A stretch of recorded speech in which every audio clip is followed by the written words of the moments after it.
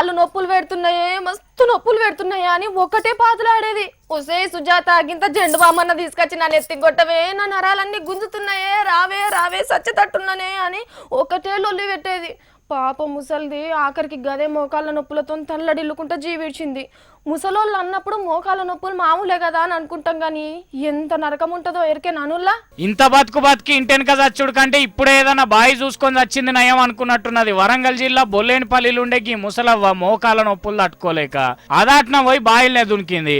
కానీ ముసలవ్వకు భూమి మీద నూకలు మిగిలే ఉన్నట్టున్నాయి. ఆ బాయిల నీళ్లు లేకపోయే వరకు దెబ్బలు తగిలినాయి కానీ సావు రాలే. కానీ బాయిల పడ్డాక సావు ఇంకో తీరులో వచ్చిందులో. అదే బాయిల దరిపోయింటి పాము ఒకటి మొస తీసుకుంటున్నదట. కరిసి చంపుతుందా అనుకుంటా అంటే ఓ కుక్క కూడా ఓ మూలకు కుర్రు కుర్ర అనుకుంటా ములుక్కుంటున్నదట. ఇక చూడుండ్రి, ఉత్తగా చద్దామని పోతే పాము గర్షో కుక్క గర్షో సచ్చే కాడికి వచ్చిందిరా దేవుడా అని తెల్లందాక ఎట్లా బతికిందో ఏమో ముసలవ్వ.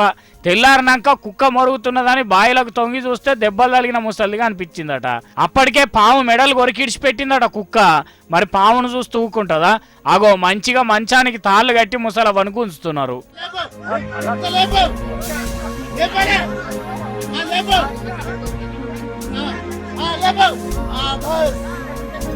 ఏవో ముసల్దానా మోకాల నొప్పులు తట్టుకోలేక చచ్చిపోదాం అనుకుంటే ఇంకా కొత్త నొప్పులు జమాయనా అని అక్కడికి వచ్చిన వాళ్ళు తిట్టిండ్రు గాని ముసలవ్వ ఆవుసి గట్టిద్రు అని అనుకుంటున్నారు. ముగ్గురు బిడ్డలేనట. కీళ్ళ నొప్పులకు దవాఖానకు తీసుకోబోమ్మని ఇవ్వాలని తిప్పల పెట్టలేక చచ్చిపోదాం అనుకున్నదట. మరి సర్కారు ఇచ్చే పింఛని ఆరోగ్య పథకాలు ఈ ముసలవ్వకి ఎందుకు ధైర్యం ఇయ్యలేదు కావచ్చు.